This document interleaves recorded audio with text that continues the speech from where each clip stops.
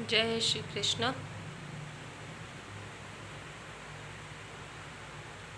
आज अधिक मास शुक्ला पद्मनी एकादशी है। उसका महात्म्य मैं वर्णन करती हूँ। अधिक मास शुक्ला पद्मनी एकादशी। युधिष्ठिर बोले, हे जनार्दन, मल मास के शुक्ल पक्ष में कौन सी एकादशी होती है, उसका क्या नाम है और क्या विधि है, सो मुझसे कहिए। श्री कृष्ण जी बोले, मल मास में पद्मिनी नाम की पवित्र एकादशी होती है। यत्न पूर्वक उसका उपवास करने से यह पद्म नाम के पूर्व को पहुंचा देती है। मल मास की एकादशी पवित्र और पापों को दूर करने वाली कही गई है। उसका फल ब्रह्मा जी भी नहीं कर सकते। प्राचीन समय में ब्रह्मा जी ने पद्मिनी के उत्तम व्रत को विधि पूर्वक नारद जी से वर्णन किया है। यह पापों को नाश करने वाला और भुक्ति मुक्ति देने वाला है।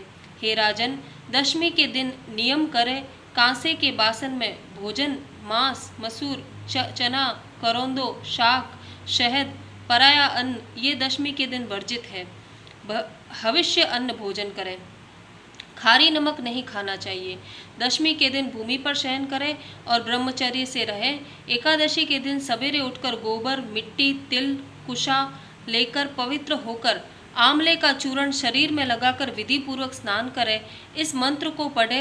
100 भुजा वाले श्री कृष्ण रूपी वाराह ने तुमको धारण किया है।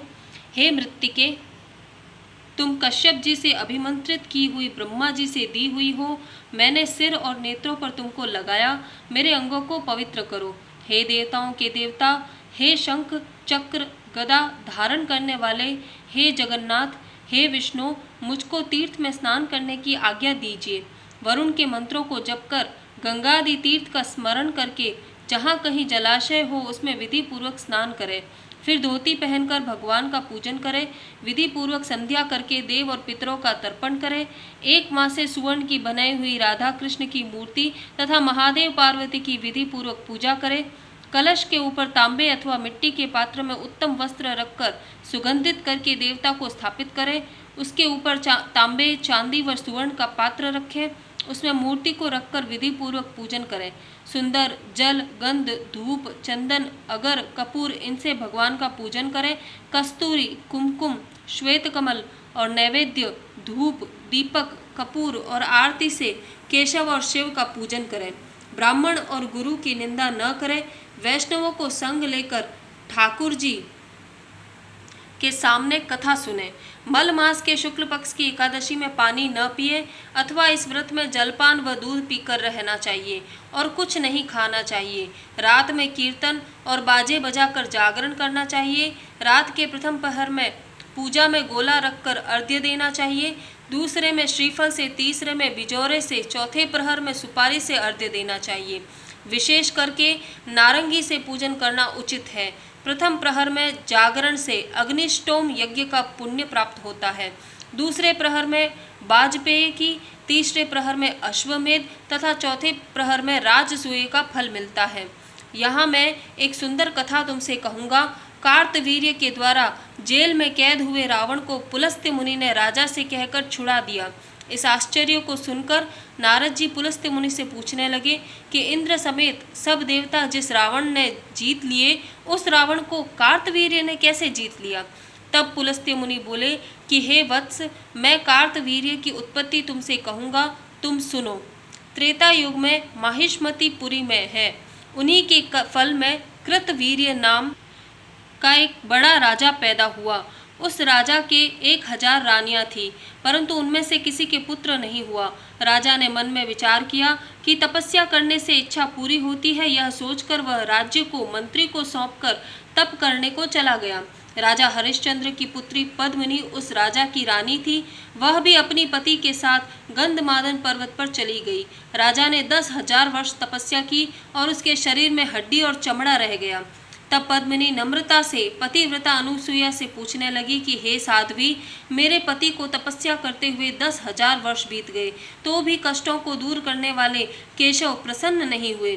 इसलिए हे महाभागे, मुझको यथार्थ व्रत बतलाओ जिससे भगवान प्रसन्न हो जाएं और पुत्र होने का वरदान प्रदान करें। हमारे राजा पुत्र के न होने से अत्यंत दुखी है, क्योंकि पुत्रहीन मनुष्य को मोक्ष नहीं मिलता। अतः ऐसा व्रत बताइए जिससे श्रेष्ठ चक्रवर्ती पुत्र पैदा हो।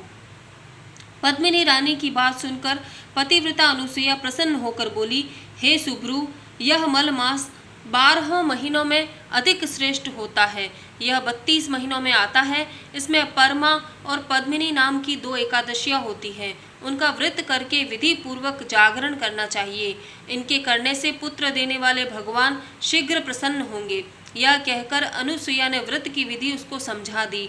उसे सुनकर पुत्र होने की कामना से सब विधि को किया। व्रत पूर्ण होने पर केशव भगवान शीघ्र प्रसन्न हो गए। गरुड़ ध्वज भगवान बोले कि हे सुंदरी, वर मांग। यह सुनकर पद्मिनी प्रसन्न होकर बोली कि मेरे पति को बहुत बड़ा वरदान दीजिए। भगवान बोले कि हे भद्रे, तूने मुझे प्रसन्न कर लिया। जैसा मलमास मुझे प्यारा है वैसे दूसरा नहीं है। उसमें एकादशी मुझको विशेष प्रिय है। हे सुंदरी, तूने विधि पूर्वक एकादशी का व्रत किया है, इससे मैं तुम पर प्रसन्न हूँ। तुम्हारे पति को मैं इच्छा अनुसार वर दूंगा। यह कहकर संसार के दुख हरने वाले भगवान राजा से बोले, हे राजेंद्र, अपनी इच्छा अनुसार वर मांग लो। रानी ने तुम्हारी कामना सिद्ध होने के लिए मुझे प्रसन्न कर लिया। विष्णु का वचन राजा प्रसन्न हो गया। जिसकी सब लोग नमस्कार करें, ऐसी बड़ी भुजाओं वाला पुत्र मांगा। राजा के ऐसे कहने पर बहुत अच्छा कहकर भगवान अंतर्ध्यान हो गए। राजा भी रानी समेत हृष्ट पुष्ट हो और प्रसन्न हो अपने नगर में आ गया। पद्मिनी के बड़ा बलवान कार्तवीर्य नामक पुत्र हुआ। उसके समान त्रिलोकी में कोई मनुष्य नहीं था। इसी से दशकंधर रावण को उसने युद्ध में हरा दिया। चक्रपाणि गदाधर भगवान के सिवा त्रिलोकी में उसको जीतने के लिए कोई समर्थ नहीं था। इसमें तुमको विस्मय नहीं करना चाहिए। ऐसा कहकर पुलस्त्य मुनि चले गए। सूत जी बोले, हे द्विज, पहले तुमने जो एकादशी का पवित्र व्रत पूछा था सो मैंने तुमसे कह दिया। जो मनुष्य इसकी सब विधि को सुनेंगे वे पुण्य के भागी होंगे, वे वैकुंठ को जाएंगे। फलाहार सागार जिस महीने में यह एकादशी आवे उसी महीने के अनुसार लेना चाहिए। जय श्री कृष्ण।